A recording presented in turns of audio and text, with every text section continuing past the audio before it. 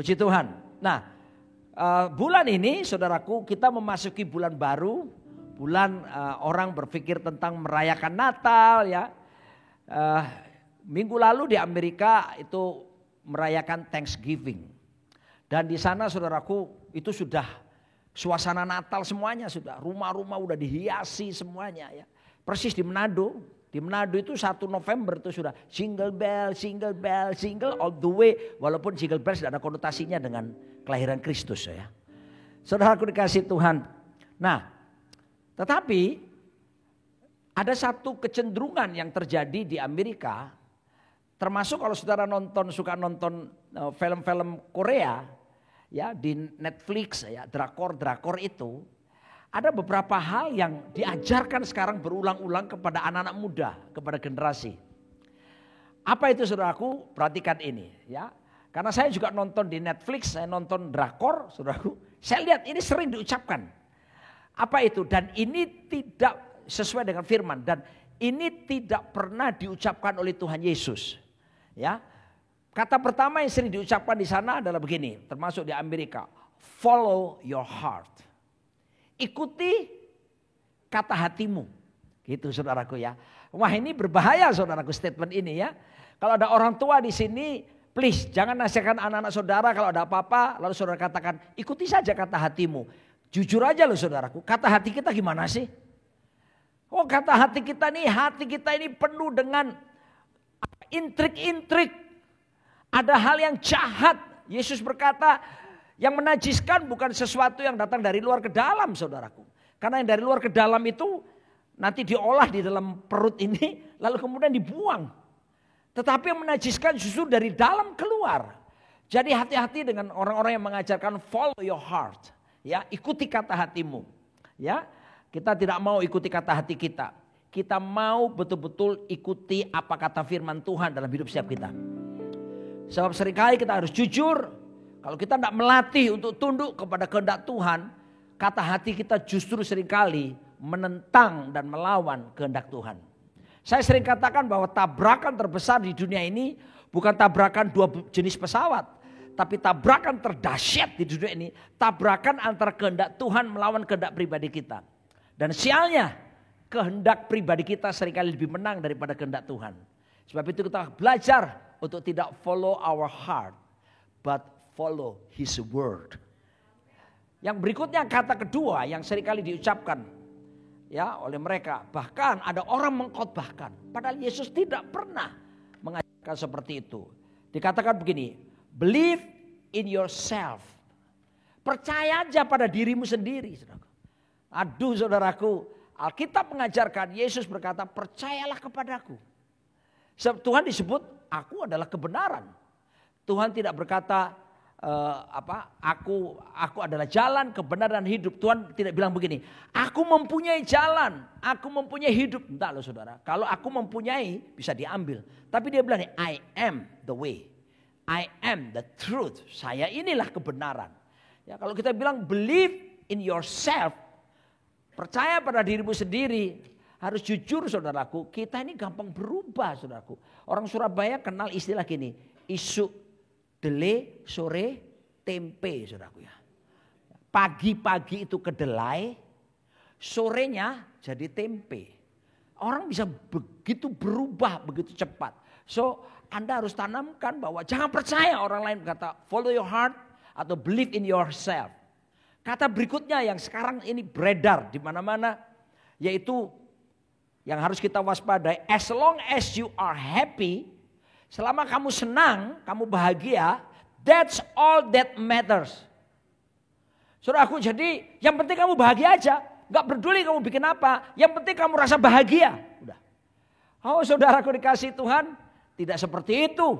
Ya, bahagia standar kita, kadangkala bahagia menurut kita tidak selaras dengan kehendak Tuhan dalam hidup setiap kita. Oleh sebab itu saudaraku, kita harus waspada dengan ini ya. Kalau mau ditanya oleh-oleh dari mana ya tadi tuh lagu tadi sama kata-kata ini saudaraku. Saya bawa kepada saudara agar supaya kita mewaspadai dunia ini sedang berusaha untuk meminimize kata dosa itu mulai dilunakkan. Segala sesuatu yang kebenaran itu mulai dilunakkan. Contoh yang sering saya katakan bercinta, ya. Suami istri atau berselingkuh, hubungan seks di luar nikah. Mereka bilang apa? Making love. Ada lagunya kan? Out of nothing at all, making love. Out of nothing at all, making love. Out of nothing at all, making love. Out of nothing at all. Kita kedatangan Ibu Foni Sumlang ya, penyanyi legenda kita ini. Saya diketawain nyanyi tadi. Ibu menyanyi tadi ketawa karena suara saya kurang bagus atau punya pengalaman. Ya. Saudara bisa lihat saudaraku. Ya, orang kalau hubungan tidak resmi sebagai suami istri dibilang making love, bercinta.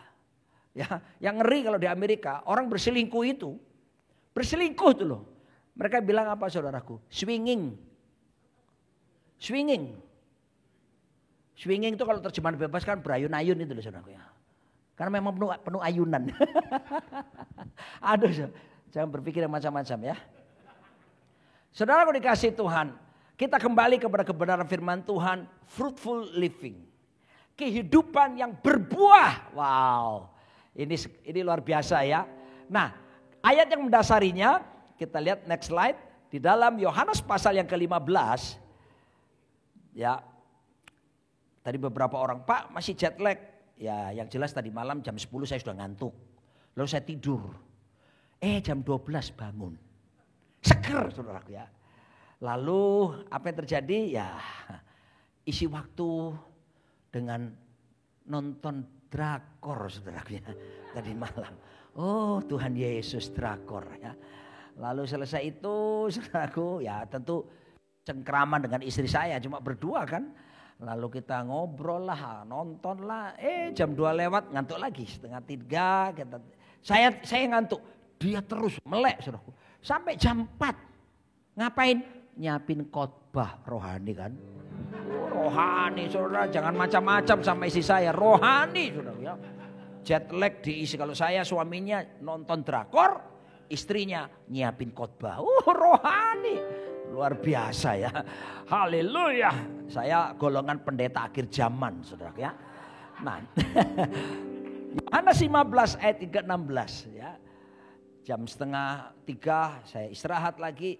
Jam 5 udah terbangun lagi saudara. Dan segar sampai hari ini ya. Tadi ada yang bilang, Pak nanti lihat aja jam 1 jam 2. Pas toh selesai kebaktian nanti. Jadi jangan heran kalau saya selesai kebaktian nyalami saudara. Shalom. Enggak ya bercanda. Kita baca ayat ini bersama-sama. Yohanes 15 ayat ke-16. 1, 2, 3. Bukan kamu yang memilih aku, tetapi akulah yang memilih kamu. Terus? Dan aku telah menetapkan kamu supaya kamu pergi dan menghasilkan buah. Dan buahmu itu tetap. Supaya apa yang kamu minta kepada Bapa dalam namaku diberikannya kepadamu. Ayat inilah yang mendasari apa bedanya saudaraku kita percaya Yesus dengan yang lainnya. Ini salah satunya tuh ayat ini. Ya, kalau ayat ini menegaskan bukan manusia yang pilih Tuhan loh, itu agama. Semua agama mengajarkan sama. Manusia berusaha mencari Tuhan, manusia memilih Tuhan. Tapi yang luar biasa, Yesus berkata, bukan kamu yang pilih aku yang pilih kamu kata Tuhan. Dan pilihannya ini sudah ditetapkan. Bukan sifatnya random. Kalau saudara masuk imigrasi di Amerika. Beberapa saudaraku itu ada random. Ya, random itu langsung masuk di ruangan khusus. Diinterogasi. Ya, kemarin pendeta Last Band si Tinjak. Gembala rock pemantang Siantar. Ya, nah kami tugaskan dia untuk merintis gereja baru di Bakersfield, California. Jadi kita mau buka cabang ke-8, doakan saudara ya. Kita sudah ada 7 cabang di 7 kota di seluruh Amerika. Dan kali ini akan ada tambahan 1 cabang lagi, Bakersfield namanya. 2 jam dari Los Angeles, 2,5 jam lah dari Los Angeles. Itu di situ ada 50-an lebih komunitas orang Indonesia. Tapi belum ada gereja orang Indonesia di sana. Jadi ini sebuah kesempatan, peluang ya. Kami lihat itu, lalu Pak Lasben kami minta untuk pindah ke sana. Kemarin 1 keluarga saudaraku ya pindah Dan sampai di imigrasi, dia turun di San Francisco, lalu kemudian diinterogasi, saudaraku, di random tadi itu. 2 jam. Suami istri bawa anak 3, saudaraku. Betapa capeknya, tapi waktu diinterogasi dan sebagainya, singkat cerita lolos. Dan boleh melakukan perjalanan yang selanjutnya. Saudaraku, kita bukan seperti itu.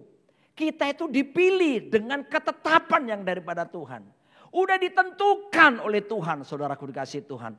Jadi saya harap jangan ada yang di sini punya perasaan seperti tidak berarti, ya, tidak berharga. Saudaraku dikasih Tuhan, sampai para kontestan capres sama cawapres ini, supaya mereka dipilih sama rakyat Indonesia yang akan ikut pemilihan umum ini. Mereka kampanyenya waktu pertemuan itu ada hadiahnya loh. Ada door prize-nya. Saya lihat berita di Amerika kan sekarang main internet, jadi kita bisa lihat berita Indonesia. Waduh, mulai dari sepeda motor, mobil sampai rumah. Jadi orang ikut kampanye itu bukan karena milih pesertanya, saudaraku, tapi embel-embel hadiahnya itu. Saudaraku dikasih Tuhan, itu aja orang udah senengnya luar biasa. Belum tentu mereka dapat. Karena itu harus ada probabilitasnya. Sekian dibanding sekian. Tetapi saudaraku, yang saya beritahu kepada saudara. Saudara yang menyebut Kristus sebagai Tuhanmu. Saudara itu telah dipilih dengan ketetapan yang daripada Tuhan. Nah, lalu kemudian saudaraku dikasih Tuhan. Supaya apa saudaraku? Bukan supaya happy yaya, happy yeye di kebaktian di gereja. Jadi orang Kristen yang katanya cuma menikmati. Tuhan itu punya tujuan. Our God is the God of the purpose. Segala sesuatu yang terjadi selalu ada tujuannya. Dan Tuhan memilih saudara dengan satu tujuan. Supaya saudara berbuah hidup saudara. Oke? Nah saudaraku, saya akan langsung kepada prinsip-prinsipnya.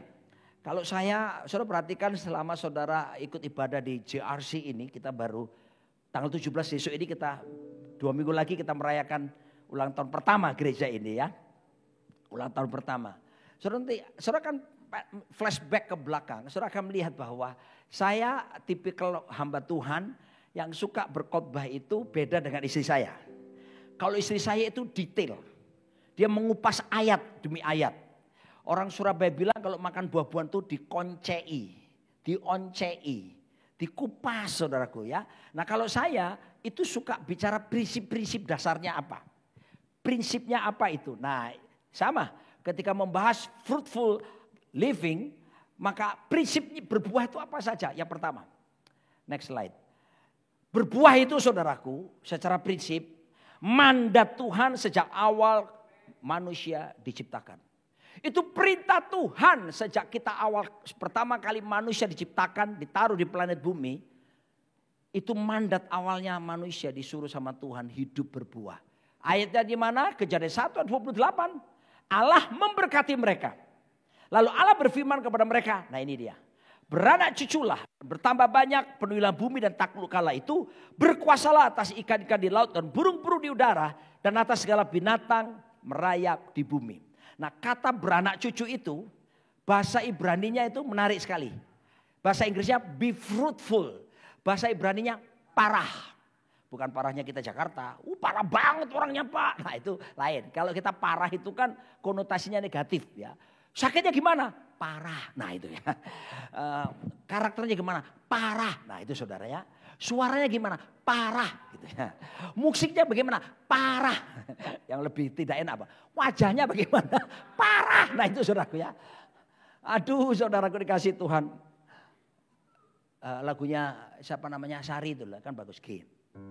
Padahal kau bukan Tuhan yang melihat rupa. Kau bukan Tuhan yang memandang harta. Kalau enggak saudaraku, ya apa namanya?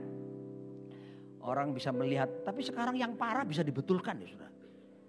Saya sering ketemu ibu-ibu ya, selama pandemi enggak ketemu. Begitu ketemu, lain saudaraku. Ininya sudah ke bawah gini. Ketebalannya ke bawah. Wih, itu orang Surabaya bilang dower. Atau lebih bagus lagi, domble. Lah ya lucunya saudaraku, saya kan baru mengunjungi anak-anak, mantu dan cucu-cucu saya. Saya sudah punya 2 cucu. Cucu pertama saya itu ikut bapaknya saudaraku. Bibirnya itu tebal yang di bawah. Alias doer saudaraku. Ya, lucu ya doer. Ya gimana itu seperti bapaknya saudaraku ya. Cucu kedua yang tadi namanya Zion, yang kedua Besalil. Yang kedua ini di atasnya yang tebel daripada di bawah. Waduh, saya dapat istilah baru waktu itu. Yang kecil, yang besar saya bilang dower. Ya, yang kecil saya bilang dewor. Ya, satu tebal di sini, satu tebal di sini, tanpa oplas. Asli saudaraku ya. Nah, saudaraku, kita ini kalau melihat seseorang kadang-kala mudah sekali memberikan komentar parah gitu ya. Parah dalam bahasa Ibrani itu berbuah saudaraku ya. Nah, artinya apa? Saya menemukan begitu. Ada banyak arti saudaraku ya. Tapi waktu saya pelajari saudaraku, saya membuat satu kesimpulan sederhana supaya jemaat bisa mengerti sebetulnya arti kata sesungguhnya itu parah itu apa. Pertama adalah berkembang biak. Ya, jadi memang ada kemiripan dengan beranak cuculah gitu ya. Tetapi yang berikut ini menarik sekali. Berbuah lebat. Lebatnya itu bukan cuma secara rohani. Lebatnya itu bukan cuma secara jasmani dari arti kata punya anak. Tapi lebatnya rohani, jiwani, potensi, semuanya. Tuhan itu ingin keutuhan seluruhnya. Tuhan menciptakan manusia itu memang kita itu makhluk roh. Yang berdiam di dalam tubuh kita dan punya jiwa, pikiran, perasaan maupun kehendak kita. Tuhan inginkan berbuahnya itu bukan cuma secara fisik punya anak. Berbuahnya kita itu harus lengkap, kata parah itu. Kelengkapan buah yang masuk dalam dimensi spiritual, rohani kita juga harus berbuah, bertumbuh berbuah, termasuk jiwani kita. Ya, yaitu pikiran, perasaan, kehendak kita harus berbuah saudaraku ya. Dan tentunya bagaimana mungkin bisa berbuah kalau tidak kita selesai dengan diri kita sendiri. Makanya saudaraku sekarang ini kecenderungan terjadi kenaikan jumlah pasien yang pergi ke psikolog maupun psikiater. Karena muncul kesadaran sekarang. Dulu kalau di Indonesia ada orang stres, depresi, pergi ke psikolog atau ke dokter kesehatan jiwa, itu dikira takut dicap apa? Gila, saudaraku ya. Takut dicap itu enggak waras. Tidak. Kalau badan ini kita sakit, maka kita perlu ke dokter yang secara fisik, yang menyembuhkan secara fisik. Tapi kalau jiwa kita yang ada sakitnya saudaraku, maka kita juga perlu ke dokter, tapi dokter yang ahli jiwa. Itu hal sesuatu yang sebenarnya wajar saja, gak usah takut disebut itu. Tetapi saudaraku, yang dimaksudkan kita bisa berbuah dengan baik, tentunya kalau berbuah dalam arti kata pertama jiwa kita berbuah, maka kita mesti selesai dengan diri kita sendiri. Ada banyak orang saudaraku, saudara tahu kenapa ada orang-orang yang sudah duduk di pemerintahan. Itu punya kekuasaan yang hebat, tapi bisa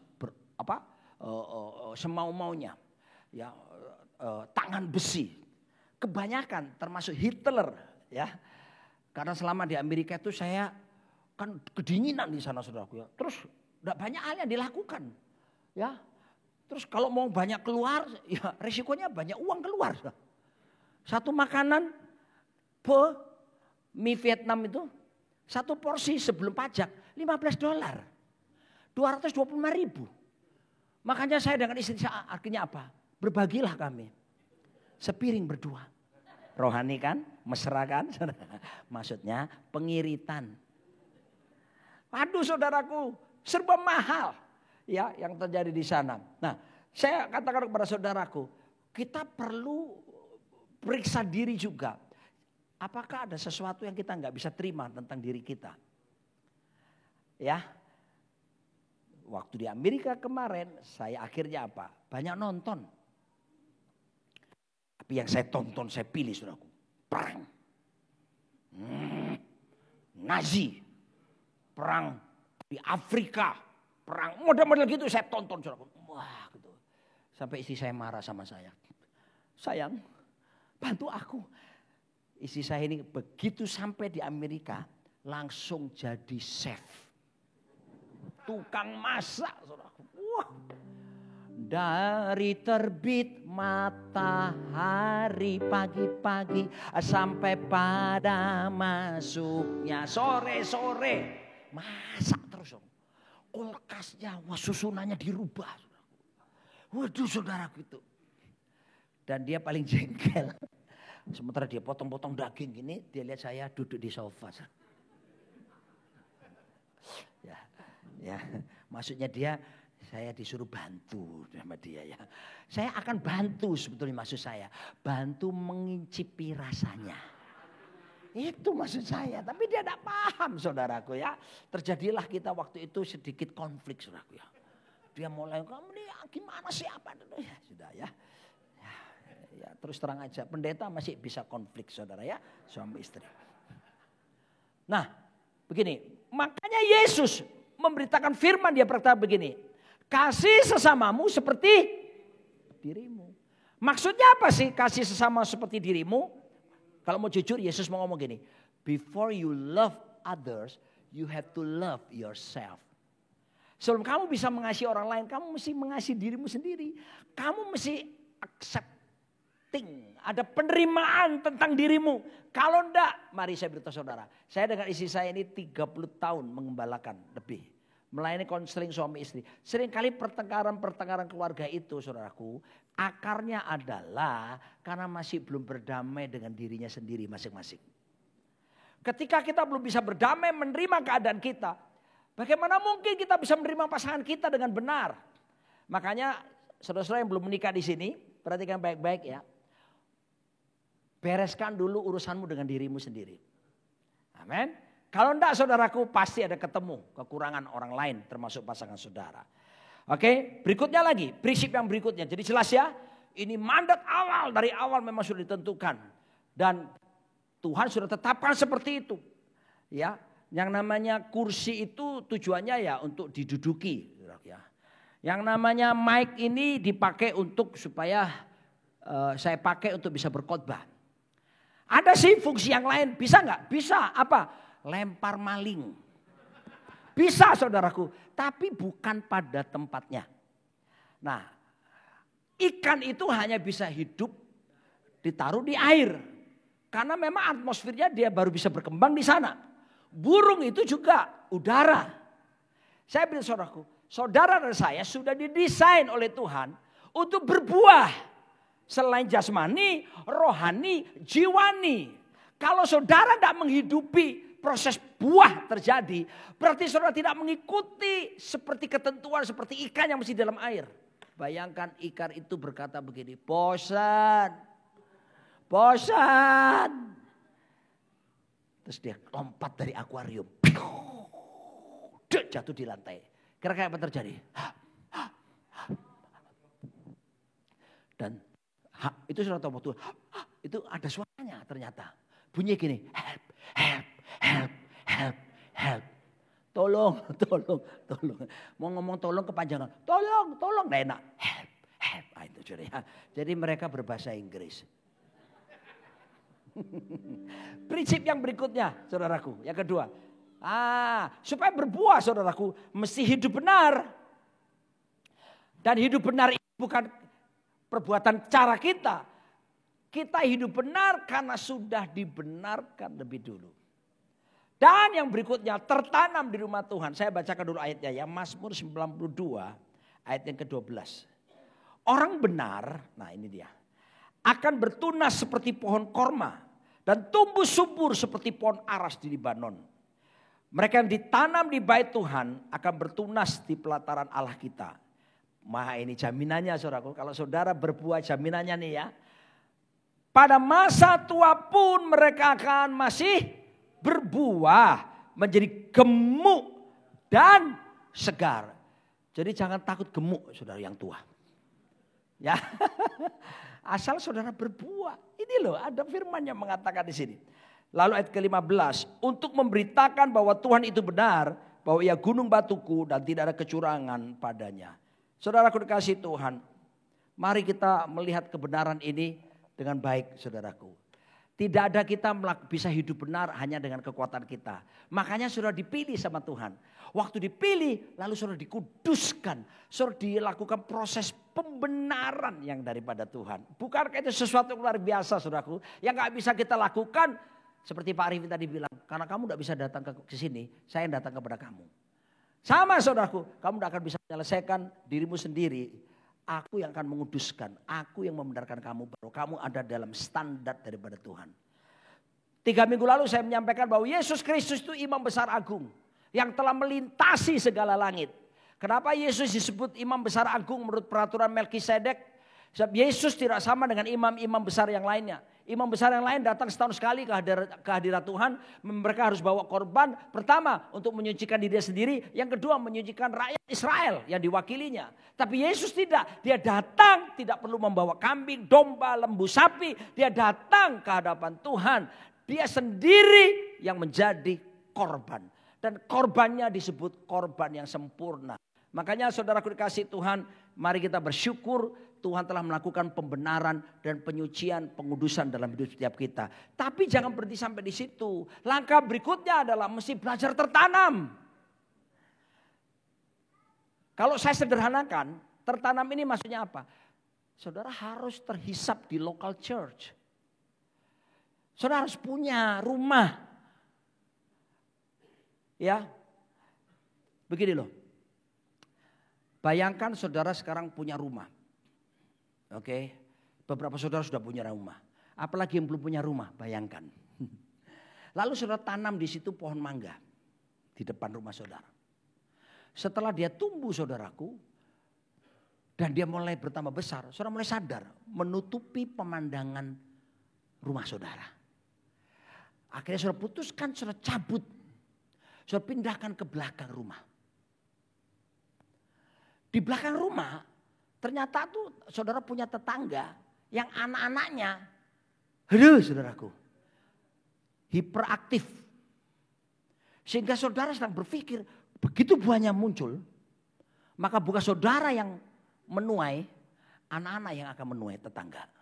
Ya, saya ingat waktu David, anak saya itu bikin usaha tanam porang. Saya kan orang tua seneng nih, ya dia usaha apa? Tanam cabai, tanam apa? Jagung, apalagi sayang? Pokoknya, wah dia bawa saya ke kebunnya saudaraku, gede. Di daerah Bandung masih ada sekitar 1 jam masuk ke dalam. Wah bukitnya tinggi gitu saudaraku ya. Saya bilang sama David, hati-hati loh David. Ini kalau longsor hati-hati. Saya sudah lihat, pemandangannya bagus, enak sudah. Terus dia juga usaha, Pak, aku mau usaha tanam porang. Untuk apa porang? Bikin beras. Kerataki. Beras supaya enggak gendut. Wah, ekspor ke Jepang. Wah, saya bilang setuju Pak David. David tunjukkan saya. Di video-videonya Pak. Wah, dia rajin. Pasang YouTube saudaraku, cara menanamnya apa semuanya. Wah, lu dia dapat tanah di daerah tempat GBI itu apa namanya? Hah? Bukan Sentul. Bapak Ibu yang baru pertama kali datang, jangan herannya di gereja ini pendeta khotbah disautin jemaat. Itu cuma ada di Rock di sini saudara ya. Di gereja lain tuh enggak terjadi seperti ini ya. Jadi saudara akan temukan keanehan-keanehan yang mengasihkan tuh di gereja ini saudara ya. Tapi tidak menyesatkan, percayalah saudara. Ya. Jonggol, astaga. Satu kata. Jonggol di sana. Wah sudah. Tapi saya yang jonggol saya enggak bisa ke sana saudaraku ya. Karena saya ingat di sana itu juga kita dulu waktu saya masih pejabat ketua departemen misi. Kita ada tanah 6 hektar miliknya GBI di sana yang dipakai untuk nanam dan sebagainya. Wah saya senang dia tunjukkan foto-foto ya. Ya orang tua kan mendoakan Tuhan berkati dan Tuhan tolong dia gitu. Tahu-tahu saudaraku sudah sekian bulan gitu dia kabar. Gimana Fit hasilnya? Dia bilang dipanen sama tukangnya yang jaga kata saudara. Jadi rugi saudaraku. Akhirnya stop tanam porang. Tapi David jangan putus asa David ya. Haleluya. Saudaraku dikasih Tuhan. Segala sesuatu butuh ditanam untuk bisa berbuah. Ayo kita belajar saudaraku. Boleh sih misalnya saudara ada beberapa kita mau kepingin tahu ya. Oh aku pengen tahu sih gereja Rock Jakarta Rock Center itu gimana sih? Katanya pendetanya kecil-kecil ya. Terus imut-imut katanya. Aku pengen tahu. Saudara sesekali datang ke sini, it's okay. Tapi kalau saudara tiap minggu ini saudara berkata, aku datang ke JRC, aku pengen tahu pendetanya kecil. Terus minggu depan sudah punya rencana, aku mau pergi ke Glow, pendetanya besar. Oh saudara, pendetanya itu khotbahnya seger, ganteng, putih, mulus kulitnya. Ya, kayak orang kulit Korea. Lalu saudara minggu depannya ke Pak Gilbert. Terus minggu depannya lagi, saudara dengar juga. Waduh keren tuh. Kenapa? JPCC itu. Pastornya tinggi. Kayak model. Wow keren. Itu banyak pejabat, pengusaha papan atas di Jakarta ini sekarang. Beribadah di sana loh. Oh ya. Saudaraku, minggu depannya saudara ke sana. Dan melewat pendaftaran dulu sih. Karena gereja itu harus daftar dulu. Wah ketemu lihat saudaraku. Oh bagus sekali, keren memang. Dan saya setuju memang gereja itu luar biasa. Ya. Lalu kemudian saudaraku, minggu depannya lagi. Saudara dengar, aku dengar albumnya NDC itu meledak. Duar. Bisa 5 juta viewersnya. Wah sudah saudaraku. Lalu kemudian pergilah ke NDC di sana. Oh dengar betul. Kunci G. Hidupku menggenapi Saudara kalau ke NDC, setiap kali selesai khotbah mau doa pulang, nyanyi lagu ini. Kalau enggak percaya, karena saya beberapa kali diundang di sana. Setiap kali selesai, ya mereka memang lagunya mereka. Lagu itu bagus. Mereka tanya sama saya, Pak Roni, setelah firman Tuhan Bapak mau nyanyi apa? Hidupku. Saya udah nyanyi kan, habis firman saya nyanyi itu selesai. Terus mereka sampaikan apa gitu ya, terus mau doa berkat. Nyanyi lagi lagu itu, saudara. Karena sudah didesain lagu itu untuk setiap akhir kebaktian nyanyi lagu itu. Terus Anda pergi ke sana. Belum lagi saudaraku, ada lagi. Bukan cuma yang terkenal NDC, simfoni. Oh simfoni. Iya tuh orang-orangnya, tahu nggak? Ada penyanyinya itu. Hitam manis, yang hitam manis, pandang tak jemu, pandang tak jemu, yang hitam manis, pandang tak jemu, jan. Siapa itu? Widya. Waduh saudaraku, kemarin di Amerika saya pasang dek, aduh Widya. Kamu nyanyi lagu ini Widya. Lagu ini. Orangnya ada di sini sekarang. Yang mimpin pujian tadi. Nyanyi lagu ini kamu waktu itu. Kok lupa? Lihat wajah kamu langsung lupa saya. Oh ini.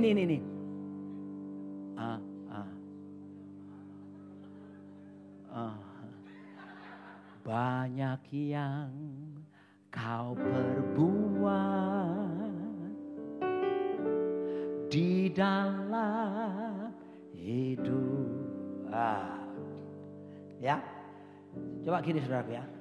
Bayangkan kalau saudara tiap minggu, saudara kepingin tahu gereja lain seperti itu. Saya garansi saudara tidak akan pernah bisa bertumbuh dengan baik. Jangankan bertumbuh, berbuah gak akan mungkin. Bisa sih berbuah. Tapi jenis buah yang berikut ini. Tolong disajikan. Next slide. Ini. Ada orang berbuah. Tapi buahnya racun. Pertama, belimbing kuning. Elderberry. Rhubarb. Bentuknya gimana? Saya juga belum tahu. Ini ngutip di Google. Saudaraku, ini bentuk nama-nama buah-buah yang justru beracun. Saudara kasih Tuhan, saya harap semua kita di sini dan tentunya saya tahu bahwa ini tidak ada satupun yang beracun. Tetapi kalau kita tidak pernah belajar untuk tertanam dengan baik, saudaraku, maka tentunya bisa kemungkinan menjadi beracun itu, menghasilkan buah yang beracun. Kenapa Pak perlu kita tertanam di rumah Tuhan dalam sebuah komunitas? Saya harus beritahu saudara ya, saya kan sebagai hamba Tuhan saya juga belajar dong dari gereja-gereja lain. Dan sekarang itu kan ada YouTube semuanya. Jadi saya coba searching di YouTube seorang gereja dalam negeri, luar negeri. Saya lihat prinsip pengajarannya mereka itu bagaimana sih hamba-hamba Tuhan. Saya menemukan sebuah kesimpulan. Yang gereja benar dalam pertumbuhannya bagus loh ya. Karena ada banyak gereja-gerejaan saudaraku ya. Yang katanya Co Yesu. Co Yesu. Co Yesu. Bukan Cu Yesu. Co Yesu. Ya, jadi kayak buat bisnis betul. Kok bisa tahu Pak Roni buat bisnis? Nanti kalau selesai pelayanan gini cek nih. Gimana pemasukannya? Nutupi kos gak? Nah, itu ada ya seperti itu. Tapi di sini percayalah enggak ya saudaraku. Kalaupun enggak nutupi pun kita tutupi sendiri saudaraku. Saya pernah melakukan itu berapa tahun sayang? Ketika kekurangan dana gereja saudaraku. Enggak enak tuh. Saudara kita ini saldo negatif. Ayo jemaat apa? Enggak saudaraku. Kami berdua. Kami ambil tabungan kami. Tiap minggu. Tanam. Ya. Karena kami berpikir uang itu kan miliknya Tuhan. Dipakai untuk kemuliaan Tuhan. Dan sampai hari ini. Uang itu memang enggak kembali. Dalam bahasa akuntansinya dipinjamkan ke gereja. Tapi kami berdua sampai hari ini tidak kekurangan apa-apa. Nah saudaraku dikasih Tuhan. Kalau enggak maka racun itu jelas. Itu menghasilkan. Saudara pernah enggak saudara perlu ada istilah begitu dalam dunia psikologi. Toxic people. Siapakah mereka? Baru duduk ketemu berapa menit. Omongannya udah jelekin orang. Waduh ngomongin kejelekan ini, kejelekan ini. Kenapa saudaraku? Pahit di dalam hatinya. Nah kalau nggak beres dengan diri sendiri itu masalah besar. Biasanya yang begini ini sulit untuk bisa berbuah saudaraku. Amin. Jadi saya ajak saudaraku untuk mulai kita belajar. Nah saya belum selesai tadi cerita. Gereja-gereja tadi yang saya pelajari tadi. Mereka mengajarkan yang sama. Perlu terhisap dalam komunitas yang sehat. Gereja lokal. Dan setelah dalam gereja lokal berkomunitas, maka harus ada komunitas yang lebih kecil lagi. Itulah namanya cell group. Terserah namanya apa saja, harus ada cell group. Komunitas ini untuk saling membangun, saling mendoakan, saling mendukung. Oh saudaraku belajar kedewasaan. Kalau saudara sendirian, nanti orang itu gampangin loh. Kalau tersinggung, gue tersinggung gak enak. Saudara pergi ke tempat lain, saudara tidak akan pernah terbentuk dengan baik. Mimbar ini saudaraku dihasilkan dari proses pembentukan yang cukup lewati beberapa proses. Gak bisa langsung saudaraku terjadi begini ambil plastik apa semua ditaruh di sini. Semua harus dipanaskan dan kemudian digosok, dirapikan, dipotong dan sebagainya. Sama dengan adanya komunitas itu kita itu seperti ada gesekan. Gak apa-apa. Saling menajamkan satu sama lain. Tapi terbentuklah karakter kita akan semakin indah menyerupai Tuhan Yesus Kristus.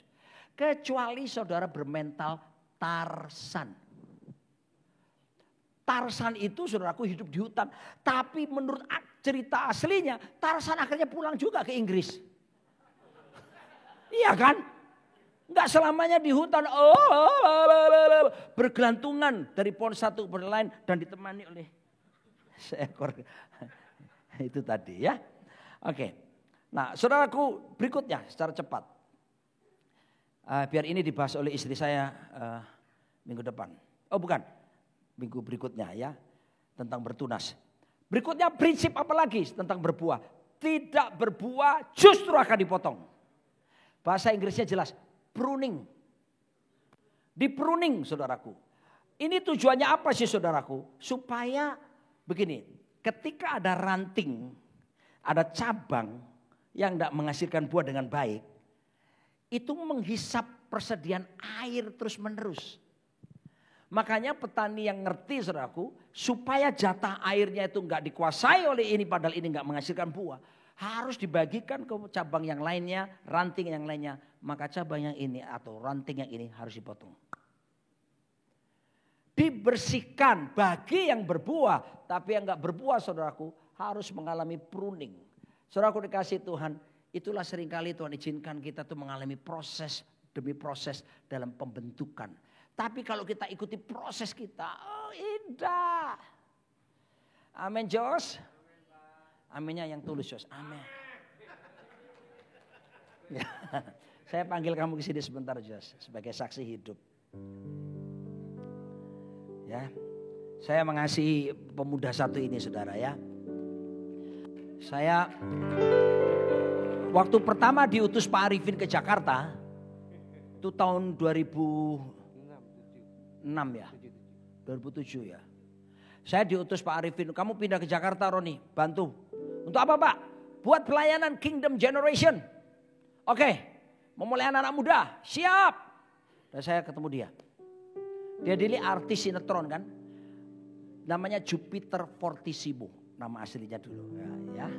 Kurus dulu, gak ada ininya. Ini kehamilan 3 bulan. Berbuah. Bukan itu yang saya maksud. Saudara aku dikasih Tuhan dan saya senang dia berapi-api melayani Tuhan dan saya sangat tertolong dengan dia. Ya, sangat tertolong. Dia dulu dari latar belakang dari dunia gemerlapan Jakarta, dunia malamnya Jakarta. Ada masa lalunya seperti itu. Saudara aku dikasih Tuhan dan kita bergerak maju dan banyak jiwa waktu itu ya, anak-anak muda kita sampai berapa ratus itu anak-anak muda setiap kali kebaktian. Kita pakai Hotel Crown, lalu FX Mall, ya. Dan waktu itu kegerakan luar biasa. Saudaraku dikasih Tuhan. Nah, cuman pernah dia, enggak apa-apa Jos ya, kepleset kulitnya pisang. Itu masalahnya, kepleset kulitnya pisang, pisangnya tuh pisang yang licin sekali. Sampai akhirnya jadi jatuh, saudaraku. Nah, saya pesan sama dia. Dia bilang sama saya, Pak Roni, saya mau pergi masuk lagi ke diskotik. Ngapain Jos? Saya mau menangkan teman-teman lama saya. Saya bilang sama dia, jangan sekarang. Tapi Pak Roni, kapan lagi kalau bisa? Jangan sekarang. Karena harus dimuridkan dulu. Matang dulu buahnya kan. Supaya baru pergi ke sana. Dunia malam, jangan main-main saudara. Singkat cerita keplesetlah dia. Artinya dia mungkin pikirnya pendeta kecil mungil gitu. Imut-imut gitu ya. Enggak lah saya enggak ngebedasin lagi. Dia pergi saudaraku ke sana. Dan singkat cerita dia terseret kembali ke dunia malamnya. Saudaraku dikasih Tuhan.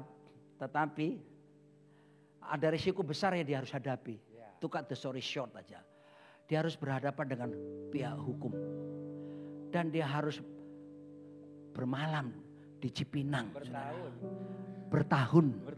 Bertahun-tahun di Cipinang. Tapi saya terkesan Pak Arifin itu bilang begini. Roni, ya Pak. Jos masuk penjara Pak. Saya bilang. Pak Arifin bilang gini. Bagaimanapun dia adalah putra kita. Dia bilang gini, tidak ada ceritanya bapak membuang anak. Padahal bukan anak kandung loh saudara. Tapi itulah kekuatan yang Tuhan berikan di gereja kita. Hubungan yang kita bangun adalah bukan bos bawahan atau pimpinan bawahan. Yang kita bangun adalah father and son relationship. Hubungan bapak anak. Walaupun dijebloskan dalam penjara, nah karena itu harus disiplin yang dia terima. Tapi saya sebagai kakak rohaninya, ya harus pergi mengunjungi dia. Berkali-kali ya Jos ya. Bawa makanan, bawa sesuatu buat dia. Dan puji nama Tuhan, dia ikut pemuridan di sana, program kita pemuridan. Dan akhirnya puji Tuhan 2-3 minggu lalu ya. 2 minggu lalu telah bebas bersyarat kan ya. Dan doakan saudaraku, saya bilang sama Pak Erwin, sebagai koordinator pelayanan penjara, ini nggak boleh didiamkan.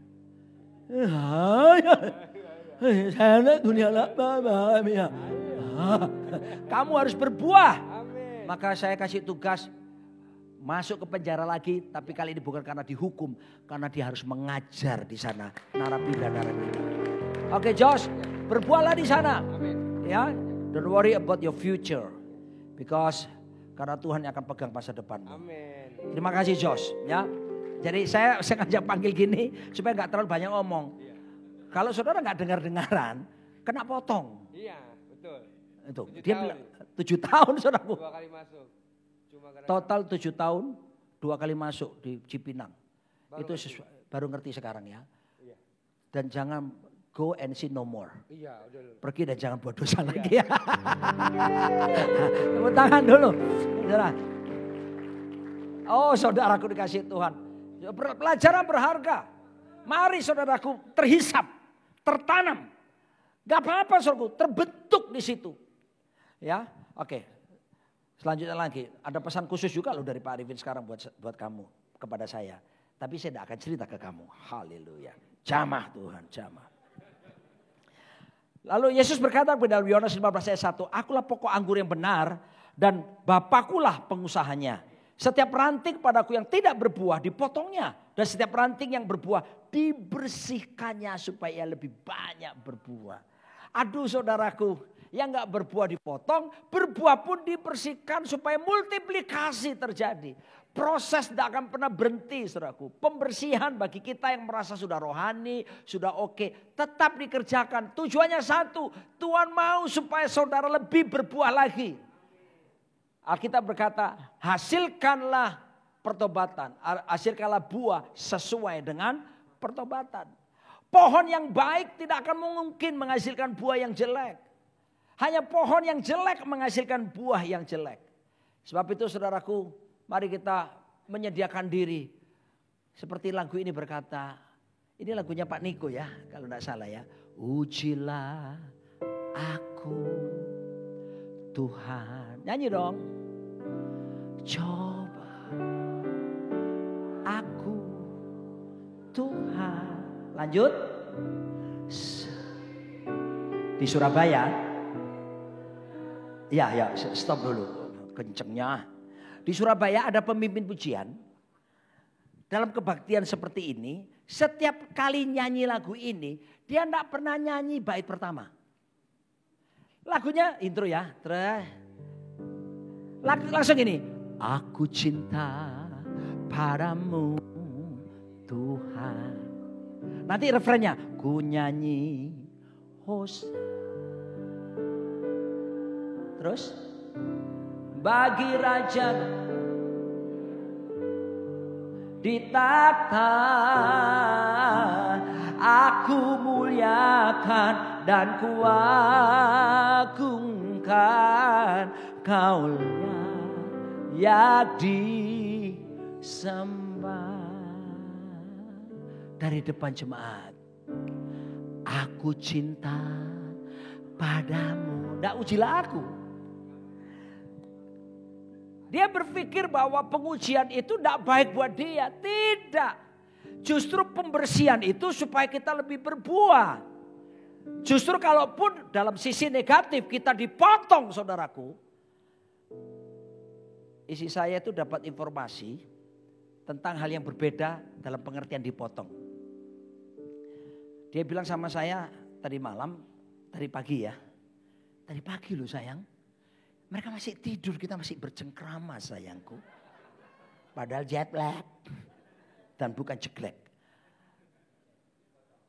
Ya, jadi artinya dibuang itu ada yang dia baca, buang itu bukan berarti dibuang begitu saja. Dibuang itu diatur ya, lalu kemudian dicangkokkan kembali seperti itu. Dan akhirnya dia bisa menghasilkan buah. Jadi kalau ini benar, maka kalau ada merasa kita dipotong saudaraku, sebetulnya Tuhan punya tujuan supaya saudara dibersihkan untuk kembali dicangkokkan dengan tujuan Tuhan inginkan hidupmu berbuah. Pastilah kau akan berbuah. Yesus pokok dan nyanyi adik-adik. Nah, yang menarik saudaraku, tolong next slide lagi. Ini ada pesan sponsor saudaraku dari anak saya si David. Papa, sudah lama loh Papa enggak khotbah keintiman, intimasi. Saya pikir, iya juga ya. Saudaraku, dalam kitab Yohanes pasal 15 ayat ke-5. Di situ berkata, akulah pokok anggur. Kalau kamu tinggal dalam aku tinggal dalam kamu, maka kamu akan berbuah. Oh, kata tinggal di situ dalam bahasa Inggrisnya itu dipakai kata abide. Tapi juga saya lihat dalam bahasa Yunaninya menggunakan kata berikutnya dwell. Tinggal.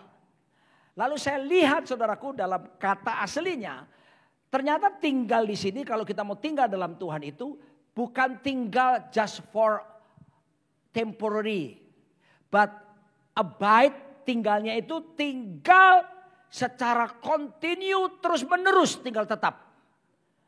Nah, artinya apa saudaraku? Kembali lagi seperti yang anak saya bilang. Tuhan tuh menginginkan hubungan kita dengan Dia, hubungan yang intim saudaraku. Hubungan yang melekat. Ada ungkapan berkata begini, nearness is likeness. Kedekatan itu keserupaan. Orang kalau dekat saudaraku, membangun hubungan intim pasti berbuat. Saya dengan istri saya 31 tahun menikah. Tapi 10 tahun pertama kita berbuah 3. Anak 3 saudaraku. Dia hamil bukan karena lirikan mata saya. Mana bisa saya pakai nyanyi lagunya apa itu? Ya itu siapa penyanyinya itu? Arafik. Lirikan matamu menarik hati, oh senyumanmu manis sekali, sehingga membuat aku terpesona. Aduh, saudaraku. Ya, apakah karena saya lirik matanya, tahu-tahu isi saya toyong hamil? Atau lebih ekstrim lagi, saya peluk dia erat-erat sampai tulang belakangnya bunyi. Tak. Lalu dia hamil. Atau saya ciumi dia bertubi-tubi. Jadi jidat. Jadi semuanya sampai bibirnya saya cium bertubi-tubi. Lalu dia hamil? Tidak. Cuma satu cara yang membuat dia hamil. Ketika saya membangun hubungan intim suami istri yang sah. Lalu dia berbuat. Saudara dikasih Tuhan.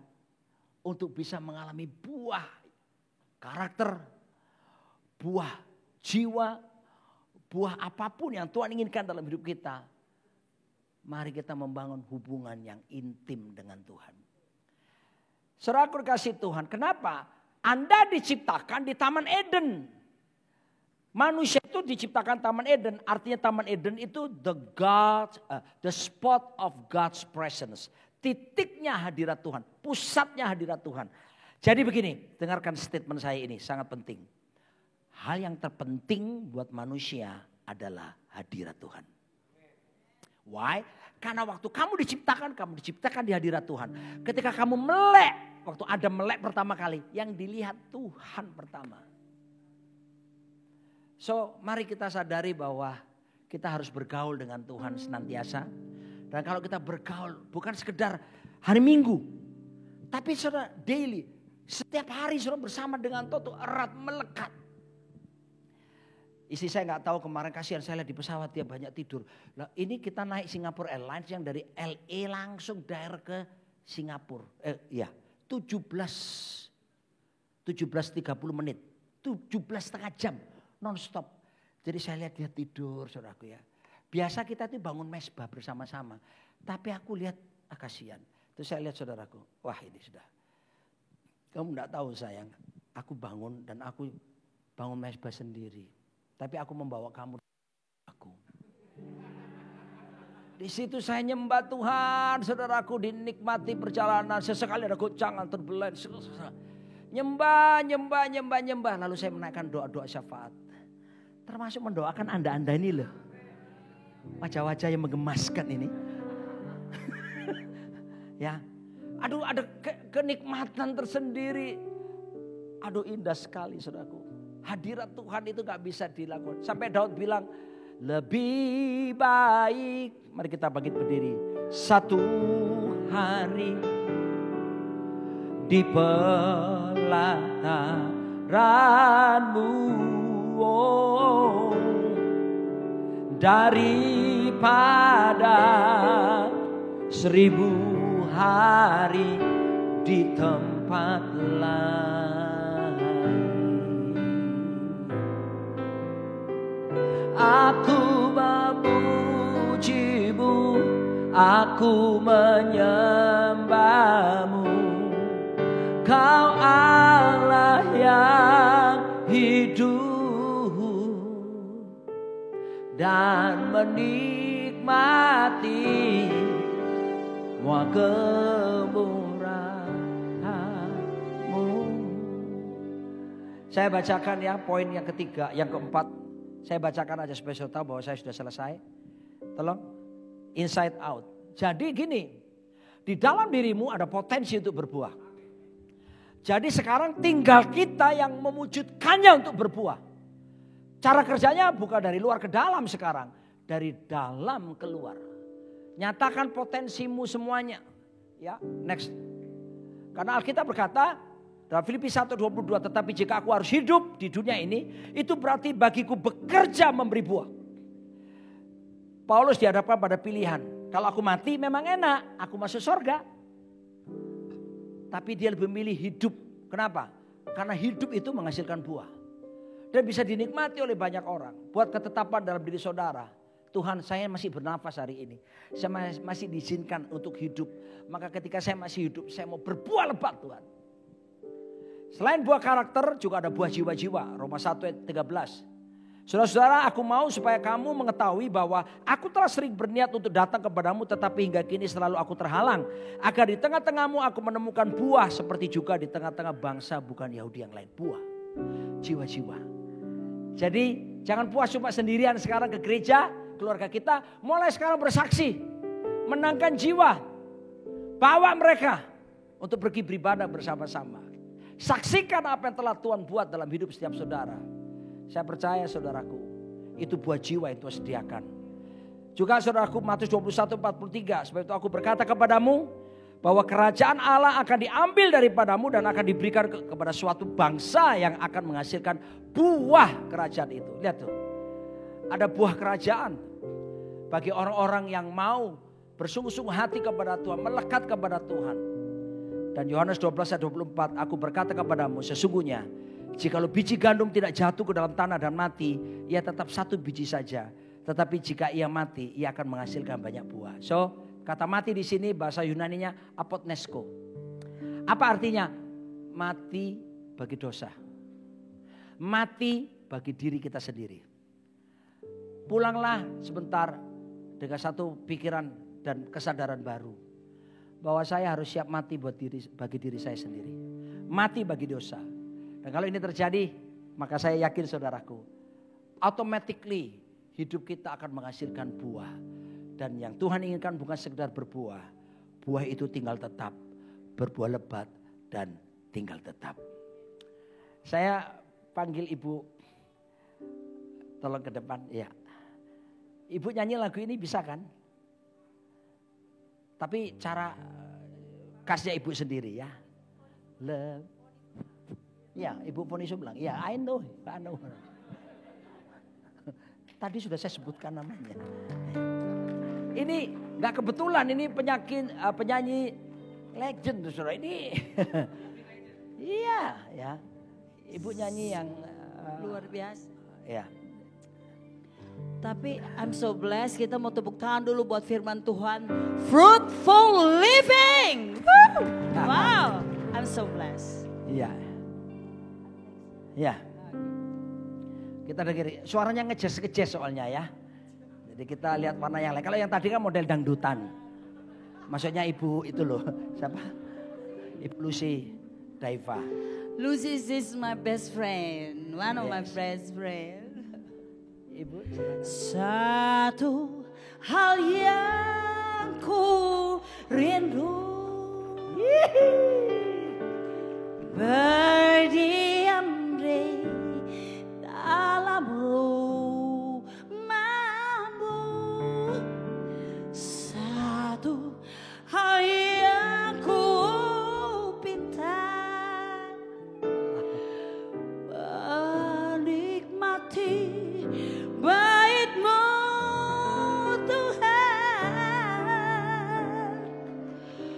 Lebih baik satu hari di pelataran-Mu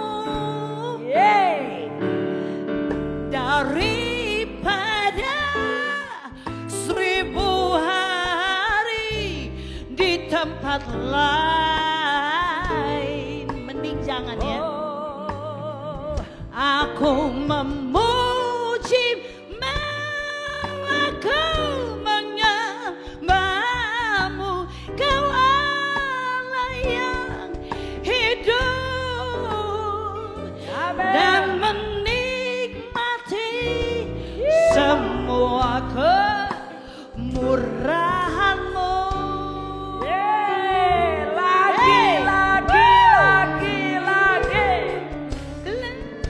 Satu hal yang ku rindu, berdiam di dalam rumah Abah Jesus. Satu hal yang ku pinta, menikmati bait-Mu Tuhan.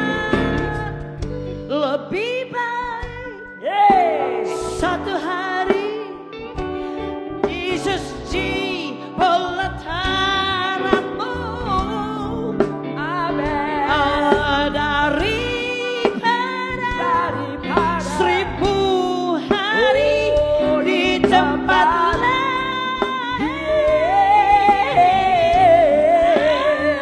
Aku memuji-Mu, menyembah-Mu, Kau Bapakku yang hidup dan menikmati dan berbuat lebih dan terus melekat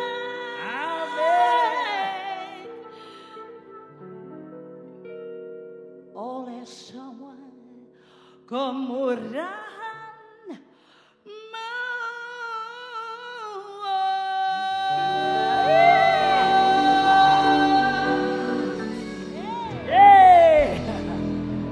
Mari angkat tangan saudara. Pulanglah dan bawalah berkat Tuhan. Sebab Tuhan memberkati engkau serta melindungi engkau. Tuhan menyinari engkau dengan wajahnya dan memberi kau kasih karunia. Tuhan menghadapkan wajahnya kepadamu, memberi engkau damai sejahtera, sukacita, kebenaran kerajaan Allah menguasaimu. Mulai siang hari ini sampai Maranatha, bahkan sampai selama-lamanya. Dalam berkat Allah Bapa, Allah Putra, dan Roh Kudus, katakan